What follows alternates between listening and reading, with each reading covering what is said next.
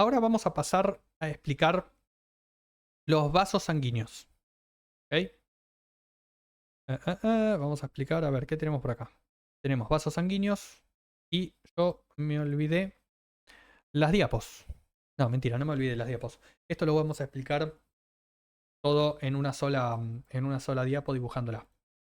¿Qué conceptos tenés que saber vos de los vasos sanguíneos? Y te repito, los vasos sanguíneos y los nervios son todas cosas que se van a estudiar con más detalle a lo largo de la cursada, así que ahora no te tenés que preocupar.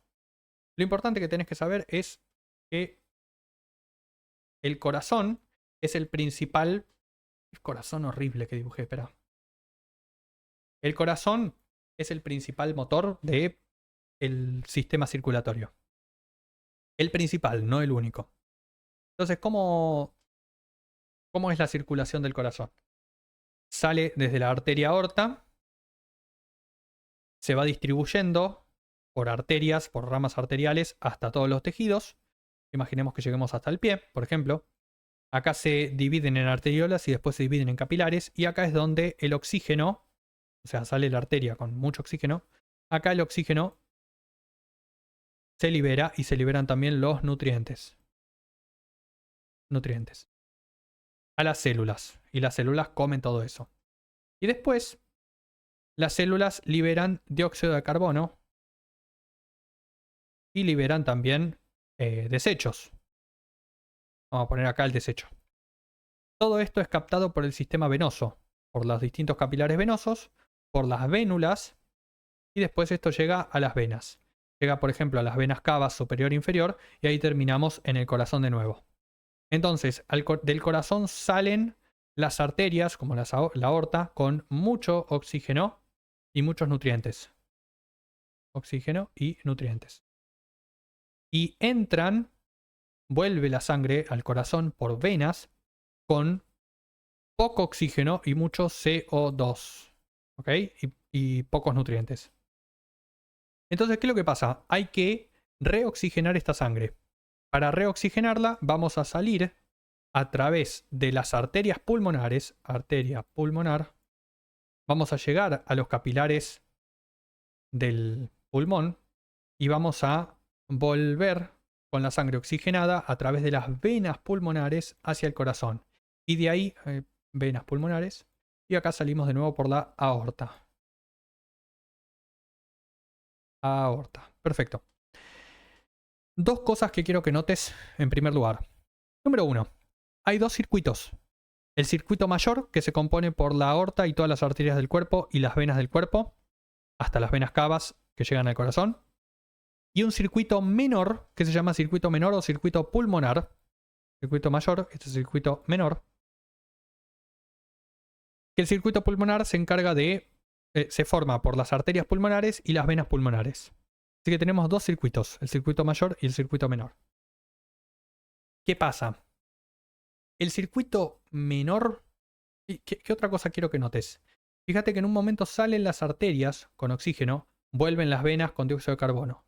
Y después salen las arterias con dióxido de carbono y vuelven las venas con oxígeno. Las venas pulmonares tienen oxígeno. ¿Por qué te digo esto? Porque es muy común, desde siempre pensamos que todas las venas tienen dióxido de carbono y todas las arterias tienen oxígeno. Y acá vemos que no es verdad. Entonces, la composición que tiene la sangre no me define a una arteria y una vena. Tienen otra definición. De hecho, su definición es histológica. Están formadas por paredes distintas. ¿Por qué están formadas por paredes distintas? Muy sencillo. Porque las arterias son todas las que salen del corazón. La aorta y la arteria pulmonar. Y todas las venas son las que ingresan al corazón. ¿Por qué? Porque las arterias, como salen del corazón, salen con mucha presión. La sangre sale con mucha presión. Entonces las arterias tienen que ser bien elásticas y tener paredes gruesas. En cambio, las venas no necesitan soportar tanta presión. Por lo tanto, sus paredes son mucho más delgadas y mucho menos extensibles. Y, mucho menos flexibles. Con mucha más pared de colágeno y mucha menos pared muscular. Entonces, de esa manera, nosotros nos adaptamos a la presión y no a la composición de sangre. ¿Ok? Esto por un lado. Ahora, por otro lado, tenemos otra definición. Las arterias salen siempre del corazón y llegan al cuerpo. Son centrífugas. Mientras que las venas todas llevan sangre al corazón. Son todas centrípetas. Centrípeto quiero decir que llega al corazón. Ahora, hay un tema. En los capilares y en la región del tejido, las venas no llegan a juntar toda la cantidad de desechos que hacen las células. Solamente el 80%. Mientras que el 20% restante, 20%, no se reabsorbe. Queda ahí flotando. Y esto genera un problema, porque imagínate que cada vez que yo largo un poco de líquido en mi sangre, recupero solamente el 80%. Si yo tengo, pongamos, es un montón, no es así, pero pongamos 1 litro de sangre, 10 litros de sangre, yo largo 10 litros de sangre por la aorta y al corazón le vuelven 8 litros. Después largo 8 litros y le vuelve el 80% de eso. Después largo ese 80% y vuelve 80%. Y cada vez menos, o sea, me quedo sin líquido, se queda todo en el tejido. No puede ser. Pero ¿qué pasa? Al final de todo, aparece un otro amigo, que es el sistema linfático. El sistema linfático se origina en el tejido, se origina en el espacio intercelular, recupera todo el resto del 20% que se había perdido en el espacio intercelular y circula al lado de las venas hasta llegar a recomponer el líquido dentro de las venas. Es decir, circula al lado de las venas hasta que llegamos al ángulo que está en el cuello, ángulo yúgulo subclavio se llama, que nos recupera, es donde todo el líquido que recuperó el sistema linfático se mete de nuevo en las venas. Recuperamos ese líquido perdido. Y esto es buenísimo, porque así no perdemos líquido. Ahora, ¿qué pasa? Dentro del sistema intercelular, o sea, dentro del espacio intercelular, pueden haber muchas lesiones. Puede haber muchos detritos celulares, puede haber muchos patógenos. Imaginemos que nos muerde un perro acá, en el espacio intercelular, se va a meter un montón de patógeno. El sistema linfático, además de recuperar esa carga perdida de líquido y de nutrientes, se encarga de luchar contra todos estos patógenos antes de que lleguen al cuerpo. Imaginemos que dentro del sistema linfático hay ganglios. Estos ganglios están dispuestos así en forma de cadenas, cadenas intercaladas. ¿Y qué hacen? Dentro de cada ganglio se producen células sanguíneas, glóbulos blancos, de defensa. Entonces, cuando yo encuentro un patógeno acá, el patógeno llega hasta la primera estación y ahí el ganglio crece y aumenta la producción de células antipatógenas. O sea, de células, por ejemplo, los linfocitos. Si se batalló acá la lesión, entonces todo perfecto. Pero si no se terminó de filtrar ese patógeno, tenemos una segunda estación donde se lo vuelve a atacar y una tercera estación donde se lo vuelve a atacar y así sucesivamente. ¿Por qué nos importa esto? Porque hay determinadas partes del sistema linfático que tienen menos estaciones.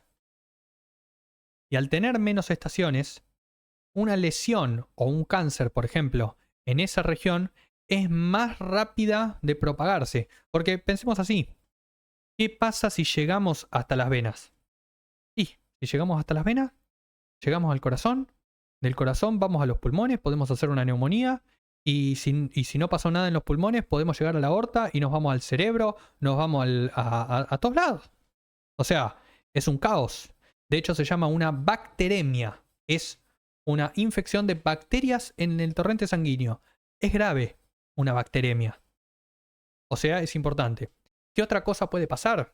Si no es una bacteria, por ejemplo, y es un virus, se produce una viremia. Y si es un tumor, se producen las metástasis.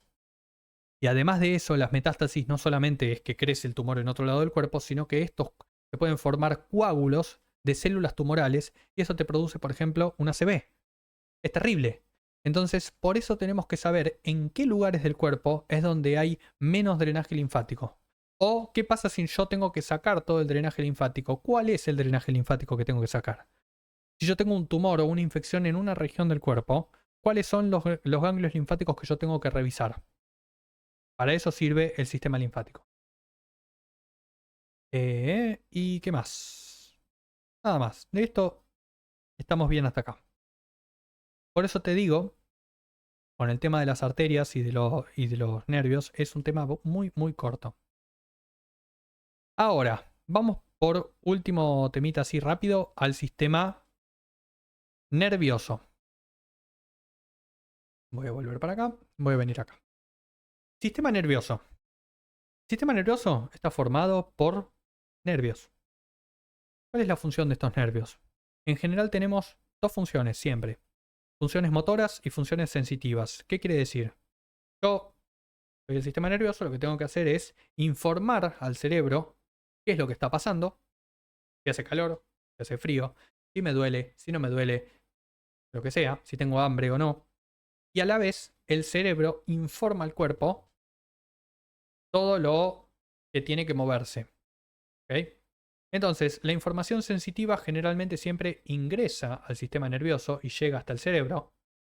Y la información motora sale, baja por el sistema nervioso y llega por los nervios hacia los músculos. A su vez, hay información para las vísceras. Por ejemplo, el corazón tiene que latir más rápido, más lento. La digestión, los músculos peristálticos de los órganos involuntarios se tienen que contraer para la digestión y todo eso también lo controla el sistema nervioso a través de fibras motoras viscerales. Entonces acá tenemos siempre tres tipos de información. Información sensitiva, información motora somática, quiere decir del cuerpo, la información motora voluntaria, y la información motora visceral o autonómica, que es la información involuntaria. Ahora, ¿qué pasa? Todo esto llega a través de los nervios raquídeos, que los nervios raquídeos son estas estructuras que salen de la médula espinal. Los nervios raquídeos todos se forman por raíces.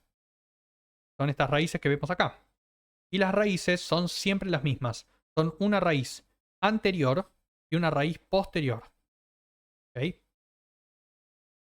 La raíz posterior siempre tiene solamente fibras sensitivas. O sea que las fibras sensitivas vienen por acá, llegan hasta la médula espinal y suben. Y la raíz anterior, al contrario, tiene todas las fibras motoras. O sea que las fibras motoras bajan por acá y llegan al nervio. ¿Okay? Entonces, la raíz del nervio raquídeo, raíz, es la posterior, que es sensitiva, y la anterior o ventral, que es motora. ¿Okay? Posterior o dorsal y anterior o ventral. Ventral hace referencia al vientre, posterior o dorsal hace referencia al dorso. Una vez que se forma el nervio raquídeo tiene ambos componentes. Tiene componente motor y componente sensitivo. Por lo tanto, se dice que los nervios raquídeos son mixtos. Mixtos. Bien. Y una vez que el nervio raquídeo ya está formado, lo que va a hacer es dar ramos. Ahora, ¿qué pasa? Los ramos, algunos pueden ser solo motores, algunos pueden ser solo sensitivos y algunos ramos pueden ser mixtos. O sea, salen fibras motoras y sensitivas que llegan. Entonces tenés ramos sensitivos, ramos motores y ramos mixtos. Puede haber de los tres, depende cada nervio. ¿Okay? Lo que suelen preguntar muchísimo es cómo se forma un nervio raquídeo. Siempre tenés que recordar que se forma por una raíz posterior sensitiva y por una raíz anterior motora. Que el nervio es mixto y que los ramos pueden ser ramos posteriores, anteriores, todo lo que quieras, y pueden ser mixtos, motores o sensitivos. Y puede ser, no sé, un nervio puede ser completamente sensitivo, otro ramo puede ser motor y dar algunos ramos motores y algunos ramos sensitivos. Se distribuyen como se les canta el culo, básicamente, a los nervios. Pero ¿qué pasa? Algunos de estos nervios comparten funciones entre varios niveles de la médula. Entonces lo que hacen estos nervios para compartir funciones de manera más armónica es unirse. De acá es lo que se ve, que se forman uniones de nervios. Por ejemplo, acá están todos los nervios raquídeos, se unen entre ellos, se van entremezclando, fíjense. Entre ellos van dando ramitos que se van entremezclando más. Y esto lo que forma es un plexo. Plexo. ¿Para qué sirve el plexo? Sirve para tener control armónico de una región grande del cuerpo, como por ejemplo el miembro superior entero, por varios niveles de la médula. Fíjense, por varios nervios raquídeos. Es para que la información se mezcle y sea más armónico. ¿Okay? En este caso, el plexo que se forma a nivel del brazo se llama plexo braquial, a nivel del cuello se forma el plexo cervical, a nivel de las lumbares se forma el plexo lumbar y a nivel del sacro se forma el plexo sacro. Y más abajo el plexo coxigio. ¿Okay? Todos estos inervan partes del cuerpo. Bien. Última cosita que vos vas a ver sobre nervios y arterias, en general nervios y arterias, son los ramos. Ramos colaterales y ramos terminales. ¿Cómo es el asunto? Las arterias, por ejemplo, vos tenés una arteria principal. ¿Ok? ¿Por qué estoy dibujando así una media luna? Horrible. Vos tenés una arteria que es la arteria principal. Todas las arterias tienen siempre un origen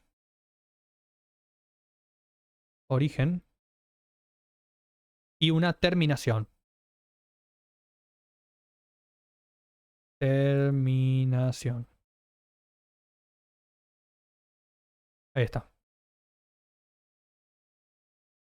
Esto puede ser arbitrario o puede ser no arbitrario. ¿Cómo es el asunto? La terminación y el origen pueden ser, por ejemplo, que venía una arteria, pasó por un límite específico, arbitrario, por ejemplo, no sé, la arteria subclavia pasa por debajo del borde de la clavícula y después de ahí en adelante se llama arteria axilar. Y la arteria axilar pasa por debajo del borde del pectoral mayor y se transforma en arteria braquial. ¿Bien? O sea, la terminación y el origen de una arteria puede ser simplemente un límite que nosotros pusimos. ¿Por qué le ponemos estos límites? Para que la arteria adopte el nombre de la región donde está. Para que sea más fácil. Arteria axilar, arteria braquial. ¿Bien? En el brazo la arteria braquial. En la axila la arteria axilar. Al lado del radio la arteria radial. Pero otras veces lo que puede pasar es que la arteria, en vez de terminar por un límite específico, termina porque se divide en sus ramas terminales. Entonces, por ejemplo, la arteria braquial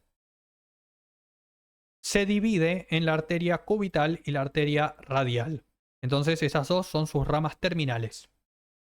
Además de eso, las arterias dan también ramitas más chiquitas, secundarias, a lo largo de su trayecto, que son las ramas colaterales. Entonces, vos cuando estudias una arteria, lo que tenés que saber son su origen, su terminación, ya sea porque cambió de límite o porque se dividió en ramas terminales, y tenés que saber sus ramas colaterales. Esto se ve más en detalle en cada uno de los casos. Hay algunas arterias que tienen muchas ramas colaterales, hay algunas arterias que tienen muy pocas ramas colaterales, hay algunas que ni tienen ramas colaterales. Hay algunas arterias que tienen que, por ejemplo, cuando yo digo la arteria cubital, ¿se origina en dónde? Y se origina cuando nace como rama terminal de la arteria braquial. En cambio, la arteria braquial se origina ¿dónde? Y se origina cuando pasa por el borde inferior del pectoral mayor y deja de llamarse arteria axilar para llamarse arteria braquial. Así. Cada arteria dentro de su trayecto va a dar sus ramas colaterales. Y al final de su trayecto se va a continuar con otra o va a dar sus ramas terminales. Listo. ¿Y los nervios? Mira, yo te dibujo así el nervio.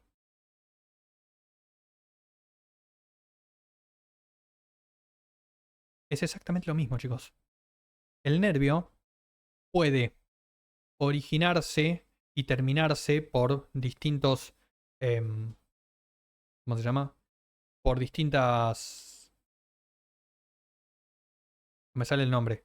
Ya estoy quemado, ¿vieron? El nervio puede iniciar y terminar por distintos límites, o principalmente, en caso de los nervios, es más común que se dividan en sus ramos terminales. Bien. Es exactamente lo mismo. Y en el medio de cada trayecto vamos a ver sus ramos colaterales. Hay ramos, como por ejemplo el mediano, nervio cubital, nervio radial, que son larguísimos, que tienen un solo nombre y tienen un montón de ramos colaterales en varias porciones, y al final se dividen en, por ejemplo, el nervio mediano se divide en 5 ramos terminales.